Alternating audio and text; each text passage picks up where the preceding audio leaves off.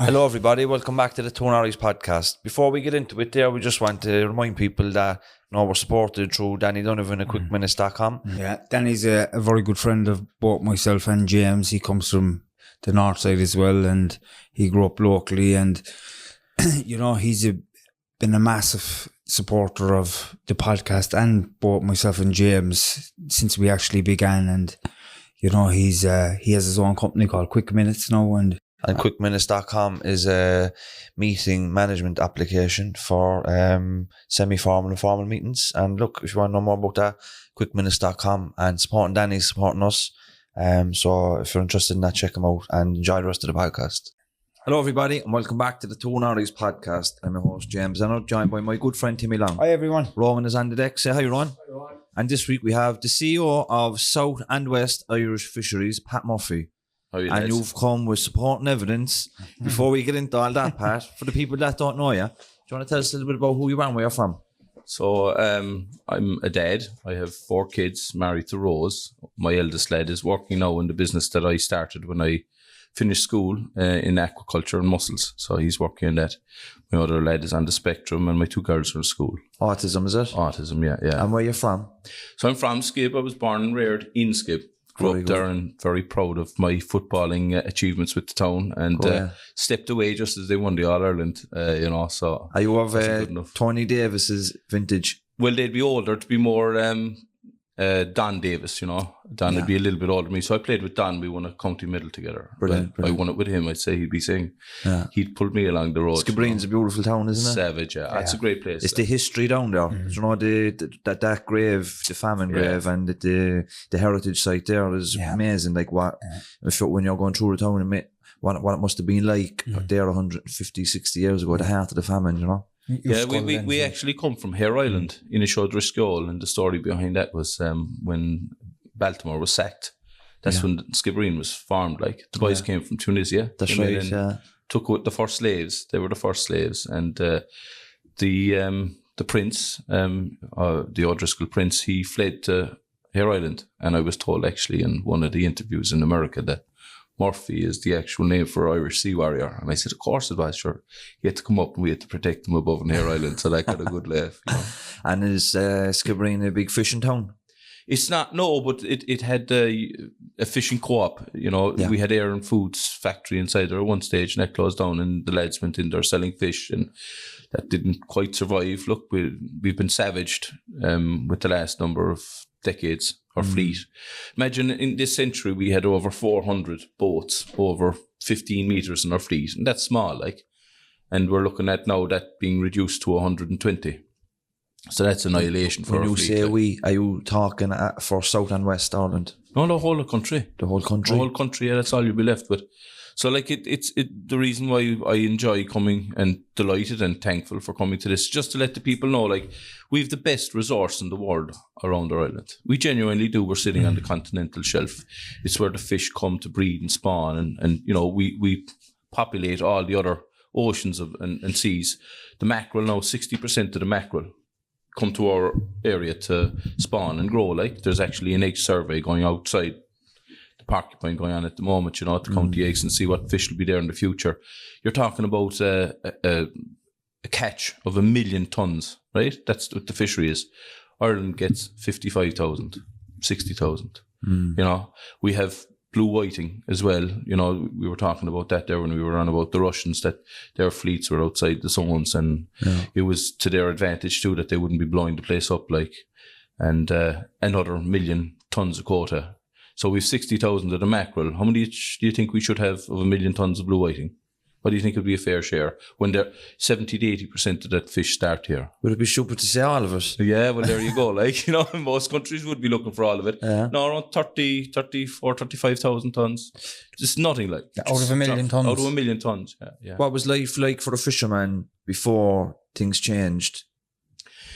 I tell you, the quotas. This question now, I love answering this. When I started fishing with my father, when I finished school in 88, we worked in small boats. I was told we were catching the aristocrats fish, the lobsters and the crabs and the shrimps and all the expensive stuff, And there was a massive fleet in Baltimore where we fished out of. There was 35 boats that are tied up. There'd be 5 abreast. You know, the biggest panic they had was to build a pier big enough to accommodate the boats and the vessels.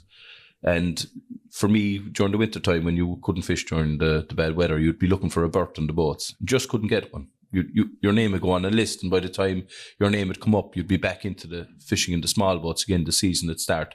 That's how vibrant it was below in Baltimore. You know, shops and huge activity from the fishing industry down there. Like it was mad. You know, it was brilliant, and it was a great time for everybody. That's down out to 3 or 4 boats. Like that's the annihilation that's happened. You know, through the decommissioning schemes that this country has self-inflicted on itself. Like. So is there families of generations of fishermen now out of the trade? Oh yeah. You like too many to count. One of our lads told us there's 5 new young skippers in Union Hall, right? And I know this is going to start to sound bleak to the listeners. They might start to say, "Geez, this fella has no good news." But of the 5 lads now that went to college and studied to become skippers, and it's not an easy job, like, and it's a massive skill set. 4 of them went to the parents, said, "We're going back to college. We're going to try and do something else." They don't see any future. Now these families own their boats, lads, right? And these boats are worth millions. So you can imagine now somebody starting up a business, right? It's all paid for. And he goes to the son, "There you go, son." And the son says, "Nah, no thanks, Dad. I'm going back to college." But there's something radically wrong with that, like. It's just not there anymore. Well, the fish are there, Timmy. You see, this is the problem. Like. But the fish are there, but what's stopping these young lads from actually making the decision to actually get into the family business? It's too risky now, like, you know. In terms of the regulations that are there, you know, the amount of fish that you're allowed to catch to stay legal outside there is dwindling and shrinking. And there's no mercy for anybody that steps outside or gets caught with extra fish. Like. And what happens if you get caught with more than your quota? Yeah, so you could have €1,000 extra fish in your boat, and the fines were 50,000, 60,000 maybe. Not only that, then your gear was impounded, and on top of that, now we've penalty points being added to you, right? So that's a tarnish on you and the boat, so that devalues your asset. And this is happening, and you're fishing what?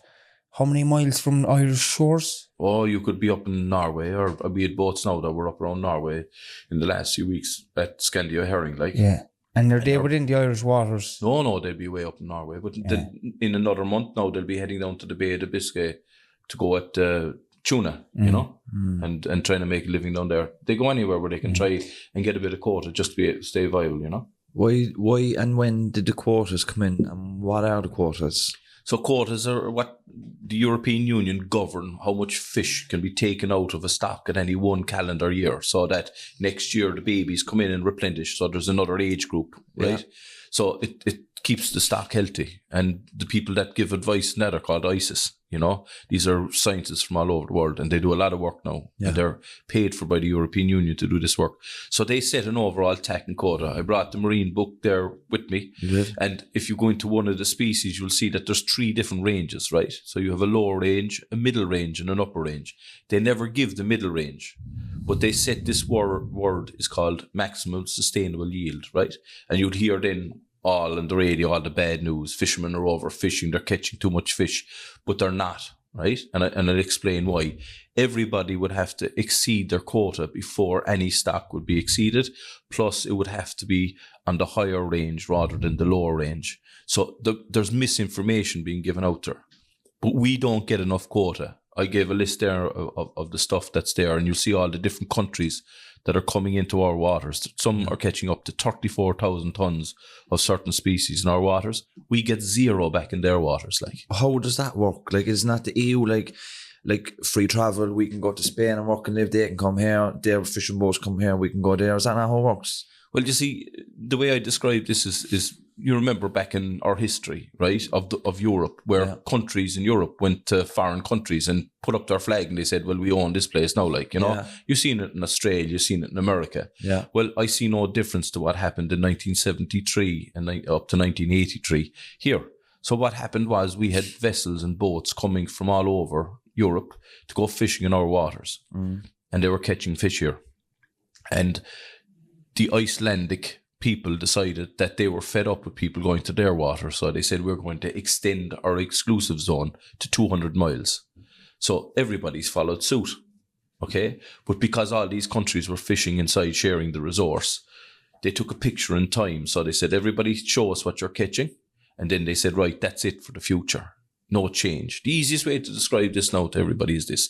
Can you imagine if a lad jumped into a hymac and he was in the diamond fields of Africa, right? And he was digging up diamonds, Goodall, right?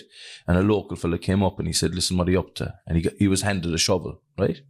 So your man goes away with the shovel digging for diamonds. Then the next year when the season starts again, back comes the German with his hymac and he looks out to his right and he sees another hymac. Not as new or as good as his one, but a hymac all the same. And he looks over and 'tis the fella he gave the shovel to, right? So this is what would happen if it was fishing. He would jump out of the hymac, he would walk over and knock on the door, and he'd say to your man, what are you doing? And your man would say, listen, thanks very much, you gave me a shovel, I found a few diamonds, I bought my hymac. I'm as good as you now. Oh no, he says, you're going to dig away more diamonds with that hymac. You have to go back to the shovel. That's exactly what happened with fishing. We had modern boats coming into our waters, catching fish and bringing it back to their countries to big lucrative markets. So they had better ships and better conditions. So they had a massive advantage over our small fleet. We didn't have the track record and the landings and the markets for our fish. So then they said, right, that's it. We're not going to change anything. We're going to set it in stone. The only way that we're going to change it is if the fish itself, the numbers get better, so we can give everybody a bit more, right? So another way of describing this for the listeners is this. If you were inside in a restaurant and the chef was going to feed the Spanish man, the French man and the Irish man the same way, right, as he gives out the fishing quotas. The Spanish man would have a plate of food that you couldn't see him. It'd be in front of him like a tower, like the Eiffel Tower in front of him. The same with the Frenchman, right? And the Irishman would have a nice bit of food, but he'd eat it all the same. But you still just see the top of the head of the Spanish fella and the French fella by the time they'd be eating, right? Yeah. When there's an increase, you have to give the increase in the same ratio as what you got to start off with. So you'd have the chef coming out and he'd get a teaspoon and throw a few spoons onto the Irishman's plate. Yeah. He'd go for a shovel then to fill the food onto the Spanish man's plate, knowing he could never finish it. Is it based off like the population of those countries? No, it was based on track record. It was based on who was good at the time. So like, do you know another way of describing it? It'd be like Ferrari, right? So it'd be like Ferrari setting up a racetrack, right? And, you know, the Irish fella turns up with a go-kart, right? And over the years, the Irish fella get better and get the Ferrari car. But he said, no, you can't use the Ferrari car because I started with the Ferrari motor car. You have to go back to the go-kart and we'll race. So totally disadvantaged. You spoke there about like Iceland extending, you know, their exclusive zone by 200 miles and other countries following suit. Did we do that? We did. But you see, we didn't take it ourselves. Europe took it. So Europe extended all their waters, including the UK, Denmark, Sweden. So the whole that you see in the map there in front of you shows the entire area of Europe, you see. And that's everybody. But the problem is that we're giving 29% of the waters now, right?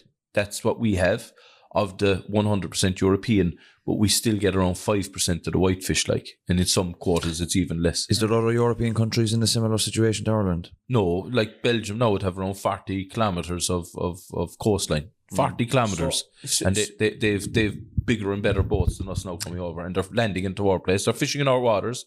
They land here, fill the trucks full of fish, and send it back to Belgium. How can country, like I'm looking at this document here, and it says the French quotas in Irish waters and the Irish quota in French waters. Say there's 23,500 tons of hake taken from Irish waters by French trawlers, and in French waters the Irish trawlers take no hake because they're not allowed into French waters. Well, they don't have a quota there, you see. There's no quota, but how is that not happening? Why is there no quota there? Because we didn't have it when they closed it down. See, what they did is they took a picture in time in 1983, right? And they said, right, this is it. This is what you have. This is what you'll keep. So there's no changing it. So no matter what, like you can't get an increase in quota unless there's a complete review of the common fishery policy. Who actually made these rules and laws? Our government. And they've stood by this for years. But And- it doesn't make sense. Of course it doesn't. Like, And if isn't it a natural kind of way to be in give and share? And here, lad, that's your 50, and that's is our 50. From what I'm looking at here, I'm going to go down to the Spanish quotas in Irish waters. You have 42,000 tons of blue whiting taken from Irish waters by the Spanish trawlers. We take absolutely 0 tons of blue whiting from any Spanish waters. We're not even one fish from Spanish waters of any kind. we might get a bit of tuna down there, Yeah. but that's basically it. Down the Bay Biscay, or you wait till they come into our waters and catch them here. But the prices are better when you catch them below and you're landing them straight into the market, and there's less diesel being burnt, and boats go down there at the start because it's their stalemate for the year. A lot of boats don't have a lot of opportunities, so tuna would be one of the ones they dedicate themselves for. So we'd have members in our organisation know that's their bread and butter for the year. What's try and go down there. What's the morale like of the people working in the fishing industry in Ireland? Do you know, it's surprisingly good. I've lads now that are actually buying new boats and taking a risk. Now, granted, if you asked them 6 months ago would they buy the same boats, they probably say no, but they ordered the boats years ago, and they're going forward with their businesses. And some fellas are resilient, and they do try and stay going. They've no choice. Are you swimming upstream like all the time? It's not upstream; it's up against the rapid. It's a waterfall you're trying to get up. It genuinely, no, lads, I'm not joking. It's crazy that our country with the richest fishing grounds in Europe are the only ones following Brexit that have to leave their boats, that businesses are going out. And it's not just a boat, parking it for a while and we'll come back to it later. This is Irish people's right to fish off our coastline is being extinguished forever. So there's no going back to 400 boats, like. Once these boats leave the Irish fleet, they're being bought for good and glory. It's like some farmer being told, listen, thanks, we bought the land now, but it'll never again be used, not by you. You might see Pierre or Jose or Zeke or somebody coming in from one of the other countries to use it, but no Irishman can use it, or a woman, or even a repatriated person into Ireland couldn't use it. Like, this is a natural resource that the people of Ireland don't realise. It's like the oil and gas. Do you know what I mean? Like the Corrib. the Corrib. We did the right thing with the Kinsale gas field, right? And then we lost our way. But this is happening now again with our fishing industry, and once it's gone, it's gone. And these are families that have, like my family, I can go back 3 or 4 generations in the fishing industry. They won't get me out, no point you. But my son will stay in there, and hopefully my grandson, when it comes along, if it comes along, will do the same. We come from, we're very proud. What about let's say, for example, Pedro, the sailor man, pulls into the, Bear Island and the waters around it. Is there animosity between the? No, definitely not, lads, because we're all sailors and we know what it's like to be a fisherman. It's and a tough going gig. out there. Oh yeah, lads. Listen, the easiest way I can describe this was I'll have to mention him, Damien Turner and Catherine. So he's brilliant. This guy is our chairman now in the South and West, and he's not on his own now. There's a lot more, so I'll be giving out for singling him out. But this is true. So Damien would go to sea for 5 or 6 days, right? He'd come in, but the next day he'd be spending it getting the boat ready to go out again, and he'd be out again. And once he's caught, he's out again. So he could be fishing 20 actual calendar days in the month.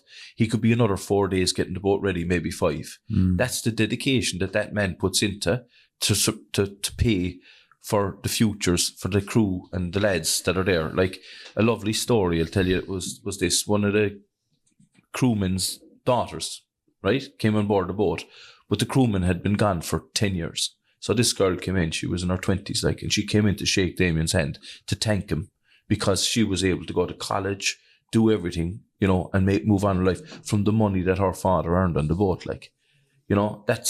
That's what is really important. That's what we're going to lose. We're going to lose the ability to sustain ourselves in our own country. Do you know if you're is there seasons then where you don't go out in January and December, or how does it work?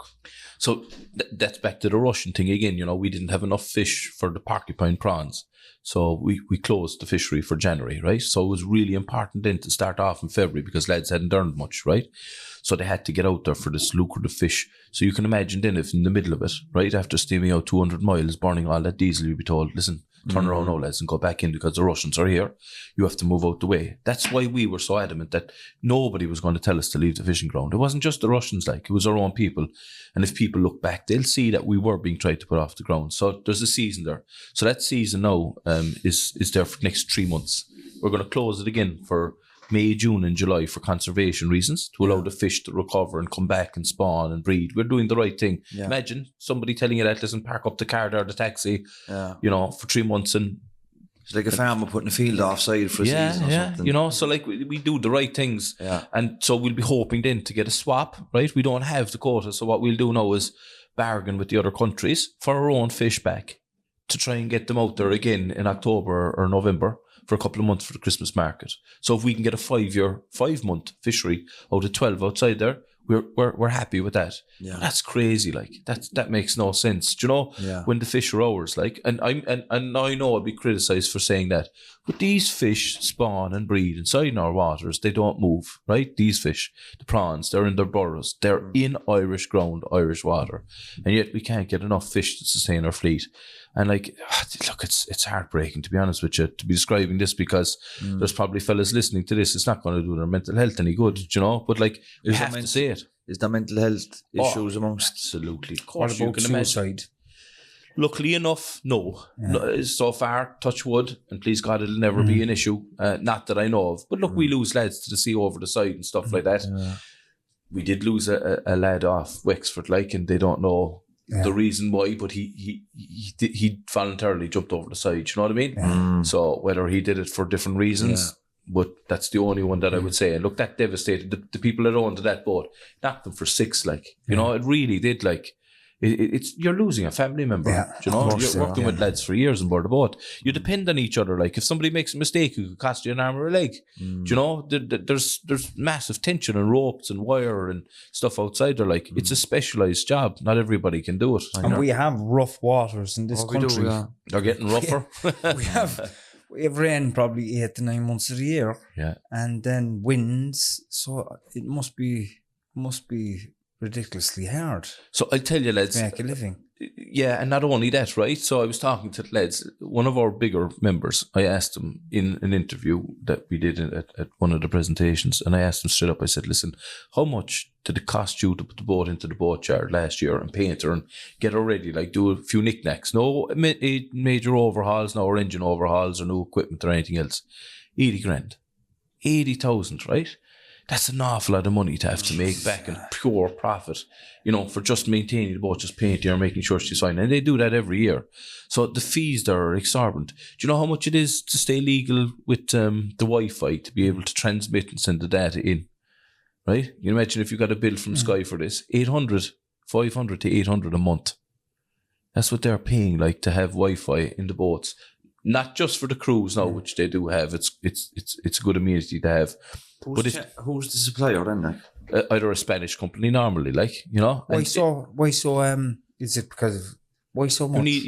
Because it's outside in the sea, like, so they have the domes and it's expensive. So this is the charge. You have no choice but to pay it. You see, if your equipment isn't working, Timmy, you can't go to sea. You're stopped from fishing, like. It's a control measure. We had a lad from England that came over in the boat. This is a true story now, right? So I was actually over in Europe in front of EFCA, the European Fishery Control Agency, right? And they were trying to bring in new regulations and stuff like that. And I said, listen, we have no problem in bringing in stuff that'll help make sure everything's okay, but not as a control measure. And the difference between a control measure, right, is this. If something goes wrong, you're illegal and you're beaten with a stick. And they wanted to put equipment on the outside of the boat, right? And I said, hold on a second, this is new technology. What happens if it breaks? Oh, you'll have to get it fixed. I said, right, at the moment in our country, if it breaks, you can't go to sea. So the only way you can fix it is, remember what I said about taking the boat out of the water and putting her up in the boat yard? You're talking 20 grand. Imagine a fella going out, next thing it breaks down, he comes in, and he has a 20 grand bill just to fix something that is not going to have anything to do with the fishing. It's just a monitoring control tool, right? But they turn it into a control tool. And she said, I don't believe you. And I said, hold on a second. I said, I am after getting a text from one of my skippers. And here's the story. the lad he hired on the boat for a skipper was an English lad, and the equipment wasn't working when he was leaving port, genuinely, right? But he knew how to fix it. So he said he'll get it fixed by the time he gets to the fishing ground. It was 9 hours, right? So he wouldn't waste time. Because, as you said, you're chasing the weather clock. Yeah. You have to get out there when the weather is fine, right? So he went out and he fished away and he fixed it, right? So as he was fishing away, he was out there for 5 days and he was coming in. Do you know what happened to him? He was met by the Navy 30 miles from the Gap, and they escorted him in and arrested him because the gear wasn't working going out. Now, everything was legit. All his quotas were perfect. There was nothing else wrong with the boat, right? Just because the equipment wasn't working when he went out. So they went in front of the judge, right? And the judge said, you broke the law. You might as well, at home, it wouldn't be an issue, right? He fined them $3,000. But here's where the story gets sticky, lads. So your man pulls out the checkbook, the boat owner, because he was given a choice, either the district or the circuit court, right? And if the fine's up in the next court, $50,000, like. So he said, look, I'm going to get my boat out fishing. I'll take my medicine, even though I don't agree with it, right? So he pulled out the checkbook. What did the judge say to him? Bring in cash. I don't want the check. That's no lies. Yeah. And he sent me the handwritten receipt for the cash. He was picture of it. No mercy. No mercy. No mercy whatsoever. Have you any TDs on side with you? In fairness now, the West Cork man, Michael Collins, the famous name, is very vocal for us. Like, is he Sinn Féin? No, he's independent. Yeah. But like the Sinn Féin then is Padraig McLaughlin. Yeah. And there's another girl now, Becky Keeley. She's running for A2. But like, to be honest with you, one party that really disappoints me is the Social Democrats. Like, I think there might be a difference in personality there with their TD, because she won't come near me, and like we had protests and everything else and they didn't even bother to turn up. And it's the biggest industry in West Cork, like, the fishing industry is huge. Yeah. So when you see deputies that won't come to the likes of that, like, it's, it's a sad indictment for them, like. It is, yeah. And to be honest, another politician that's really letting us down as well too is our MEP, who actually looked to go on the fishing committee in Brussels. And I've no problem naming these people, because if they do right, they'll get a pat in the back. Who's the MEP? So, Grace O'Sullivan. So we had a meeting in Cork and 3 turned up to it. Deirdre Clune, Mick Wallace and Billy Kelleher, right? And they listened to what we had to say and they couldn't believe, just like yourselves, they were shocked at what they were reading. Like, and they just think, Jesus, this is crazy, lads. We're annihilating our own fishing industry, our own people, our own families are being put out of business to make room for the other people in Europe, like. And Grace O'Sullivan never even turned up. She was too busy looking to give us a kicking. So there's a flexibility in our landings. If you land more than 10%, you're illegal, right? So you've got the 10% margin that if you go up or down, under as well as over, right? Okay. So if you under declare, you get arrested for that as well. She wanted that changed. She wanted it reduced to 4 or 5%. Do you know that she was the first person to call meetings to get rid of the subsidy for fuel for agri-fuel before the crisis? What's her problem? Because they're obsessed. They think that we should change over to electricity. We're going to ring the country with wind farms and everything else. We're running electrical cables through spawning grounds, where fish breed embryos. We don't know what effect that's going to be like, and I'm talking about not just in one area. You're talking about a web. So wherever these things are, like, they're everywhere. Does a trawler run on diesel? It does, yeah. Well, green diesel. Green diesel, yeah. Green diesel, yeah. You wouldn't be able to get a hybrid or electric trawler, would you? But we're talking about that, you see. If, like I said to you, if a boat is willing to spend 80,000, right, on a paint job, there is no problem for him to go in and invest in an engine for $500,000, even $1 million, if he'll get it back over time, especially if he's saving. Yeah. But the technology isn't there. So you're beating somebody with a stick, telling him to do something. You're going, stop beating me, because Jesus Christ, if you give me the engine, I'll put it in. I know. So they're putting in electric gearboxes and everything else into the bigger boats. I was talking about doing bioengineering, that you change organic material into gas, right? And use that to power some of the engines and stuff like that. Like, and when boats come in, they plug into the electricity grids and stuff like that. So they do that to keep the engines warm and stuff like that, and they turn off the engines. So they do every single thing that they can do, right, to cut down on their fuel, because they save money. So if you give them something that They'll help them to be better outside the water. They'll be the first ones to jump at it. They've modified their gear and keep changing their gear. We had a meeting with Micheál Martin inside in the co-op in Castletown Bay, right? In fairness to the man, he came down to listen to us. Yeah. And I brought in one of the lads that had been to Europe with me over single-use plastics directive, right? And he's a net manufacturer. And do you know what he said to Micheál Martin? He says, do you know what my job is? He says, Taoiseach, my job is to make nets to stop fishermen catching fish. And that's no word of a lie. So they design nets now to let fish escape and not to go into the nets. It's not to catch fish. It's to try and eliminate and chase away the ones that you're not allowed to catch. Isn't that some statement from a net manufacturer? Like, you know, the Taoiseach had to take a double take. He said, sorry, what's Yeah, a lot of what you're saying is very fucking like, excuse my language, like, but it's so, it's hard to get your head around. It's hard to make sense of it. Like get your head around these figures, James. It doesn't make sense, doesn't it? No, like in Irish waters, there's 1.6 billion euros worth of fish taken out yearly, and the Irish trawlers, they take in 251 million, which is now brought down to 210 million, which is just a fraction. You know, they're Irish waters. That was 210 million after Brexit. After Brexit. This year it's down to 170 million because they cut the stocks. And like, we meet the scientists. I'm not going to bore people now, but my job is to learn about the science and understand about the biomass. That's the size of the fish, the recruitment when the fish comes back into the stocks, the F ranges, which is the mortality, how much fish not only die through fishing, but die of old age and whatever else. And then the last one then is the one that the European Union sets is how much fish you get, the MSY, right? So you look at all those information that comes in and you set the trend, right? So the 3 years first in the 5-year cycle is to say what happened in the history, and then you look at the last two to see is the trend going up or going down. And if the trend is going up, you get more fish, right? And we have stocks there that are going up and everything is right, and still they're cutting the quota. So there's something else political behind that's cutting it. Do you know what the ironic thing about that MEP is? She's probably burning jet fuel travelling to and from Brussels back to Cork or back to Ireland. Oh, yeah. And like, that's not very eco-friendly, is it? No. But And a lot of it is so ironic and hypocritical, you know. Yeah. And like the likes of Eamon Ryan and others, because he's the minister, like, they want people to turn into electric cars, but electric cars are the most expensive cars you can buy. Yeah. But it's not only that, lads. Like, we all can't afford Teslas. Do you know what I mean? Can you imagine, no, seriously, right? If you look into the car park alongside us, there's probably 400 cars, right? We just do the maths. So each one of them is an electric car. So each one of them needs a plug-in point, right, to charge itself. And it takes an hour to charge them. That's 400 hours of charging.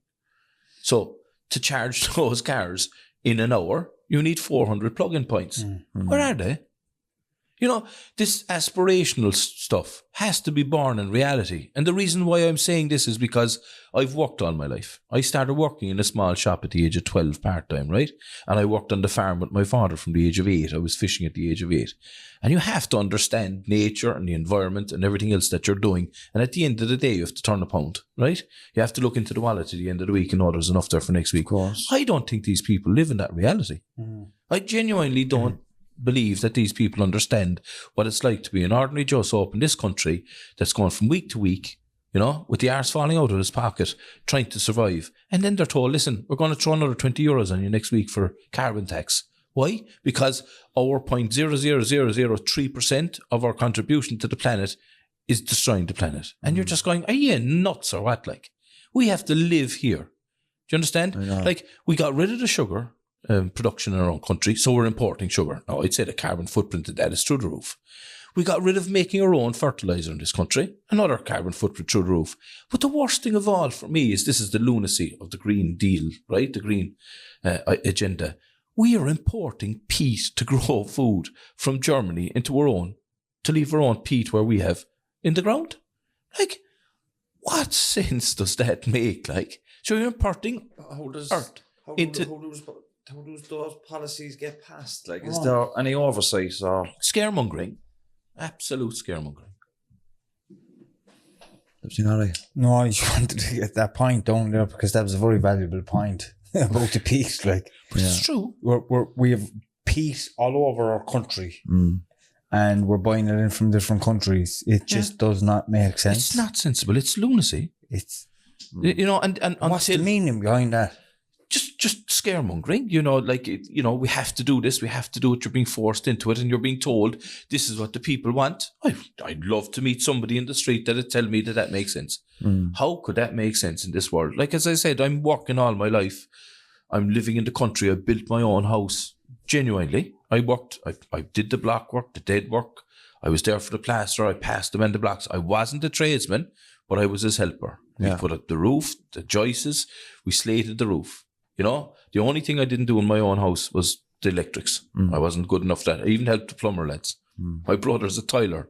We whipped ourselves to get that house built, genuinely, to keep the cost down. And it saved 10 years of my life on a mortgage by doing it.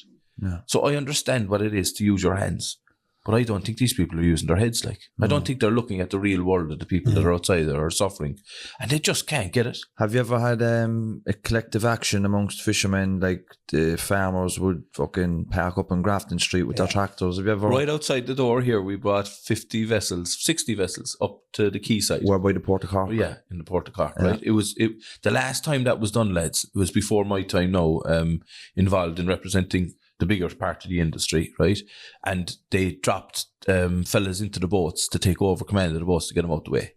Since then, they have introduced laws that are massive fines for interfering with the traffic in the port. Plus, you're liable to be sued by the other users of the port for losses in their day-to-day running. So the jeopardy for both. So we decided to do it the right way. We did it the gentleman way, right? And we brought the boats up. And we wanted to show the people of Cork and Ireland, these are the boats. Look at these fantastic vessels. Fellas invested millions of euros into these boats, right? They're worth millions. And yet our government has come up with a figure that these boats are only worth 1 million and you're going to scrap them. And not only that, you have to go to the pain of scrapping it yourself, tearing it apart and just destroying what you've built up all your life. So you go through that torture. Rightly so, you look after your crews and everything else. Like, do you know, what's left for the fella that's there? And I was told by a senior politician, Sir Patrick, you can't expect a fella to get millions out of this. Like, he's lost the plot. And I'll explain why, right? These boats are worth millions.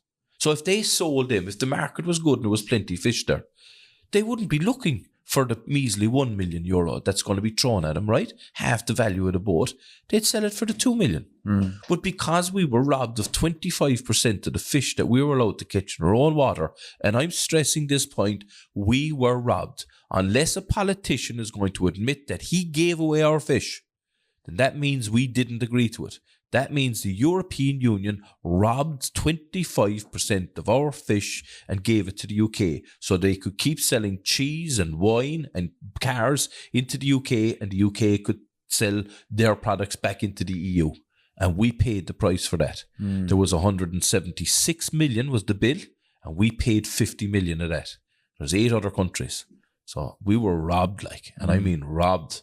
So, and not only did they pay with that fish, they also paid with the fish in our water. So the way to get technical in this, Europe were given the right to manage our fish stocks, but they weren't given the fish. They were only given the right to come in and catch them. So if the fish disappeared, then their rights disappeared with them. But this was the first time in the history, right, of our state where a right was turned into a commodity, where they could swap our fish that they were allowed to catch to the UK for better deals under the TCA for their trade deals in Europe. Now, if that's the Europe that we signed up to, we'd want to rewrite the script, you know? And this is what's happening. Like, we're being robbed. Where do we go from here? Yeah. People need to know what's going on. They have to know that it's the fishermen today. It will be somebody else tomorrow. The politicians that we have, and I don't care calling them out, are the ilk that nothing's not on the table. Everything's on the table. Anything that you need, anything to keep the status quo going and keep the funds coming in from Europe and the money coming in from Europe, the loans. And they are loans. We're not getting it free. We have to pay it back. We'll sell off the silverware. We'll sell the shirt off our back. That's the way I see it. And that's why we hear about the carbon footprint for farmers. Look, I'll explain it to you this way, lads. Carbon is the food for plants. Simple as that. Carbon gas is what plants use in photosynthesis to grow and create oxygen, right? But you don't hear that from the scientists. So that's why our country is getting greener. Now, if anybody turns around to me and says that we are not a carbon sink for Europe, are off their heads. How can you say the green grass that grows, the hedgerows, everything that's green around our country, it'll come up through the tarmac, Adam, if you let it. It'll come up through the roads. That's how green our country is. And we're told that we've a higher carbon footprint than anybody else on the planet. I'd love to see the way that they're calculating it, because it makes no sense to me. Absolutely. We might get somebody on to talk about that. And I know, like, UCC monitors the air, the quality of the air in Cork City. And like the quality of the air in Cork City is terrible compared to the cities in Europe, you know? Yeah. Is it? Yeah. The shocking, the pollution in Cork City anyway. And so I seen something on Twitter the other day around carbon. And if we overuse our quota of carbon, we have to get it from other countries. And that can be seen as a form of colonization, because sometimes we take it from the poorer countries. Well, here's one for you now, right? So if you hear the NGOs and the Green people and the Green Party, they'll tell you that bottom trawling is tearing up carbon all over the place, and it's putting up as much carbon into the sky, right?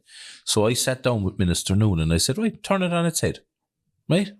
So where you're saying all this carbon is being sequestered, that the boats stay out of it, right? If there's millions and millions of tons being sequestered by the sea, we don't have to get carbon anywhere. It's already in the seabed. So by staying away from that area, we should be getting carbon credits for that.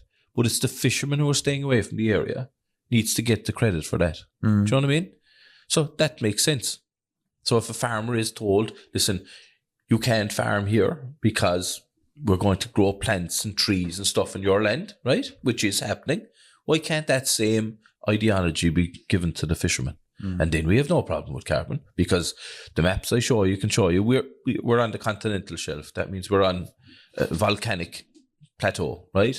And that means the sunlight can penetrate right down to that, and all the life grows from that. Nutrients are there. We have the Gulf Stream coming up with all the nutrients in the warm water, right? That's why we are in an ideal position for a fishing industry, right? The best in the world. But we're being put off the water. It's being taken away from us. It's being gifted to somebody else. But the carbon they can't take. Jesus, if they start taking that, lads, it's all over. Like, you know, they'll be coming in and taking the food off your plate at night. You'll have to eat quick. That's the way it's going, as far as I can see it. I know. Do you want to talk to us a little bit about the Russian situation? What was that like? And I know you had a role in all of that. Well, how that started was Niall Duffy, the editor, the skipper, came into me and he said, did you hear about this? And I said, I did. But like the paperwork now that you see in front of yourself there, that's only 2 nights work. Do you know what I mean? Yeah. So I have to put that together in a couple of nights. So I was doing something like that, a project, to try and find solutions. We always come with solutions. Our organisation will never go to Europe or anywhere else without a solution to the problems that are being presented. I can guarantee you that. And usable, workable solutions as well. Unfortunately, they're not listening. And afterwards, then when it's too late, they say, oh, that was a good idea, but too late now. So back to the Russian thing. So he came in and he told me, and I said, yeah, fine, what are we going to do? He said, we'll put out a press release. And I said, fair enough. I said, look, we'll throw it together now. So we started chewing over it. And in fairness to Niall Duffy, he went away and he put it together and he sent it back to me and we worked on it together and he put it out, right? How far out off the coast was the Russians? 200 miles. So they were just on the edge of our economic zone. What were they doing? Drills, training drills? Training drills, yeah. But like, this different to the other training drills. So normally they'd have sonars and stuff like that trying to find ships and submarines underneath them. They'd be playing war games, tagging fellas where they are and all around the place. This time now they were firing ordnance up into the sky, you know, to see how well the weapons were working and how well the tracking was working on the missiles and stuff like that. But like, that's testing. What if one went wrong? Like, I know. So you'd be saying, Jesus, this is nuts. So that was the change from previous drills. And there was other drills going on outside there. We're never told anything about this. We see them on the horizon. They're flying around the place. The lads just get on with their business of fishing. And as long as they stay away from the fishing boats will stay away from them. We just tow a line, pull the nets along the bottom. And contrary to what people think, like you see a boat on the horizon, the nets are maybe a couple of 100 meters wide behind her. So like they're not tearing up the sea ocean floor. Like, you know, you can imagine that being a paintbrush to be back and forth a lot of time before you'd cover the ground, you know. So anyway, back to the Russian thing. So the other information that we cannot give out fully is that we had done some research online And there was some scary stuff online. So we sent that to the ambassador and we said, well, what about this? And he said, look, come up and talk to us. Is this the Russian ambassador to The Ireland? Russian ambassador, yeah. So he invited us up. So I got on to a colleague of mine, Brendan Byrne, and I said, listen, I'm going to the Russian ambassador. Will you come along? You know, you will represent the processing side. I'll represent the catching side, and we'll cover both sides of the industry, and we'll go in and talk to this man.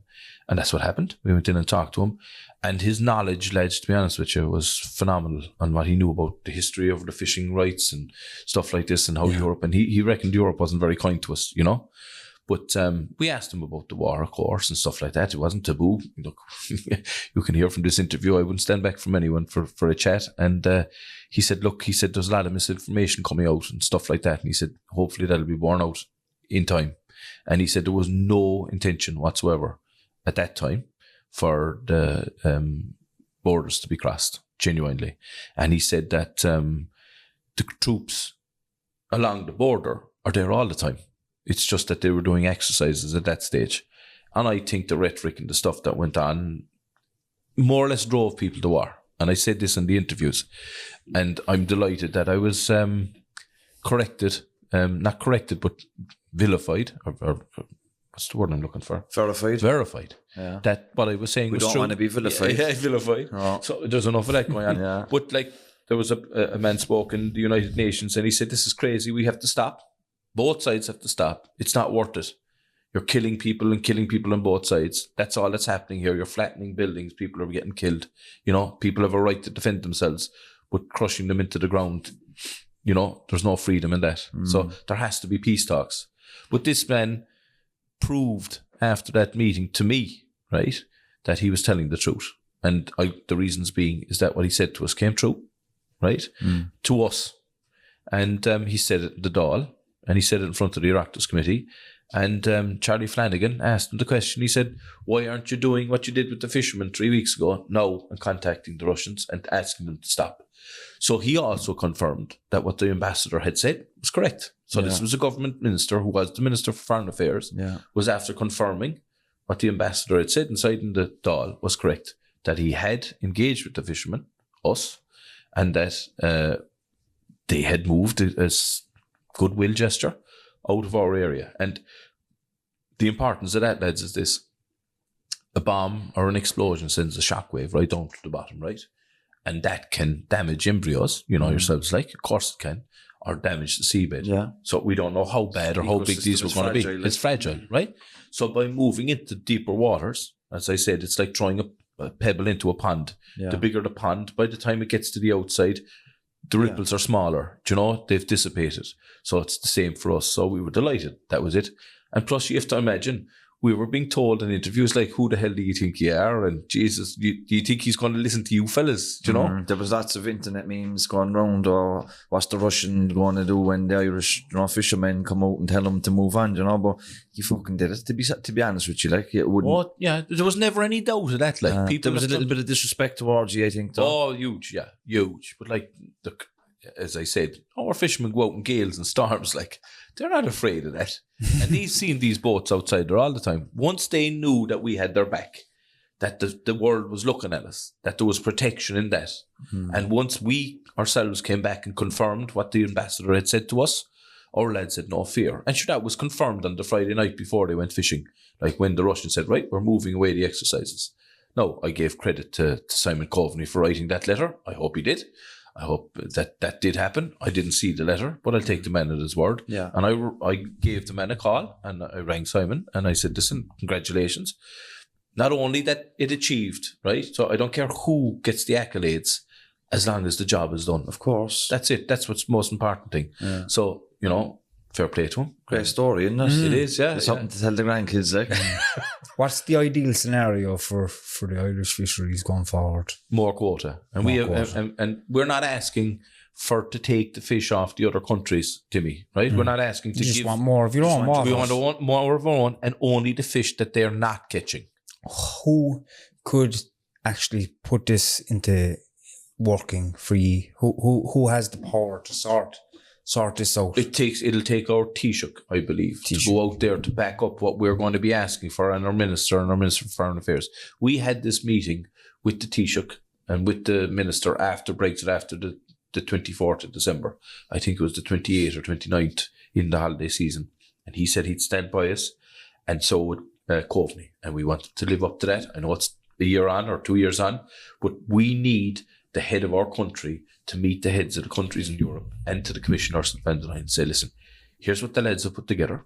We believe this is a just and right case, and we want the common fishery policy reviewed to reflect that, because under the legislation, we're entitled to it. If we were under United Nations law, we'd be entitled to a hell of a lot more, right? And I mean a lot more. And that's United Nations. So we have a seat in the United Nations Security Council, right? So they should be bringing this up as well, because our industry is being wiped out, and people have to understand that. And it's not an exaggeration, and people think that a fellow goes down, throws out a net out over the side, and sure, he's a stupid fisherman.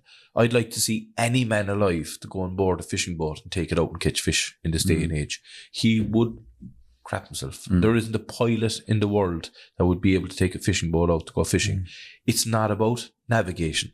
It's about the skill of shooting nets, knowing the depth of water, the towing rate, the speed, tides, wind, the knowledge of where the fish are, your communications, being aware of your surroundings, your heavy equipment, bringing it up, when to bring it up, when to bring the fish in, put it in, store it, clean it, put it down into the hold, and at the same time keep everything running on the boat. So it's not the same as bringing cargo from one port to the other. It's highly complex, right? Yeah. And on top of that, then you have to fish to a sheet that tells you where you can go. And like, you know what the worst thing is, you'll see on the tracking of the fishing boats, you'll see the Irish fellas going around like a blue arse fly outside. He's 1 minute he's 100 miles west, the next he's 100 miles south, right? The only reason he's doing that is he doesn't have the same quotas as the Spanish and the French and the Belgians have in their specific quotas, that they can stay on the ground where the fish are. Yeah. An Irish fella's worst nightmare is to catch too much fish. Can you imagine that? Like, because he can't catch next week's fish, because if he catches too much of one type of fish and catches it all in a week, and do they check no more? Yeah. I was just about to ask that. When you come into harbour like this. So I'll tell you the regime, right? So before you ever leave port, you have to call in. You have to get permission. Well, not permission, but you have to let them know you're leaving within 4 hours. So there's a time slot on you, right? So you go out fishing then. When you go fishing, they know where you are because they track you at all times. And on top of that then, right, you have an electronic logbook. And in that electronic logbook, you have to detail how much fish you've caught and the quantities and the boxes of fish and where they are. You have to have a hold plan where they're actually in the boat position. So if somebody goes down the ladder into the hold, he can see where the fish are and count them, right? And at the end of each day, before midnight, he has to update his logbook and say how much fish is inside the boat, right? So a Navy boat can come alongside the boat at any time when they go out there, even before they start fishing, and start checking the gear and the stuff on board the boat. So before they even go fishing, they can be inspected. So that's the onus that's on them. And here's the best bit, right? Can you imagine, before they can put a box of fish in the pier, they have to notify the authorities 4 hours in advance to let them know they're coming in so that they can come down and check them within those 4 hours. Yeah? So, like, and then you're saying that these fellas are reckless, or they're doing this and they're doing that. It's unbelievable. Like, people. Why would they want to be checking your gear then, Pat? Just wanting checking. You're going to love this story, Timmy. Yeah. So, one of our guys bought a brand new end of his net, right? It's called the cod end, right? It's where the fish end up inside the hole, right? In the back. Goes right through the funnels and through the wings and into where the fish are caught, right? And he went fishing in UK waters. He had the net on 2 weeks. And an English boat came up and arrested him for the net, right?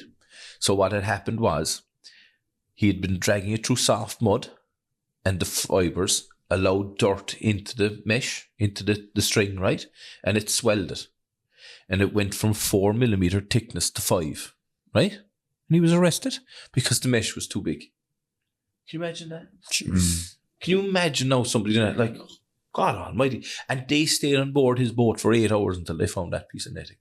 So they were going, no, that's okay, until they eventually caught him. Dragged into a port in England, and he was fined and arrested. Sounds like a really tough industry. It's not fair, like. Yeah. Like, so we if you come down to Castletown now, you'll see 14 or 15. And again, we have no animosity towards the Spanish fishermen. It's not their fault. that they're luckier than us to have more quotas, right? Yeah. It's the top tables are the ones that are supposed to share it out, and we want the fish that they're not catching. I want to stress that. We only want the fish in our waters that the other boats aren't catching during the year, that they're leaving after them. The leftovers. That's all we're looking for. And we believe if we had enough leftovers, right, because they have multiples of our fish. So hake, for instance, we've less than 3,000. The others have over 20,000 tons in the year, like, you know. It's right across the board. It's crazy with the amount of fish that we have in our own waters now, right?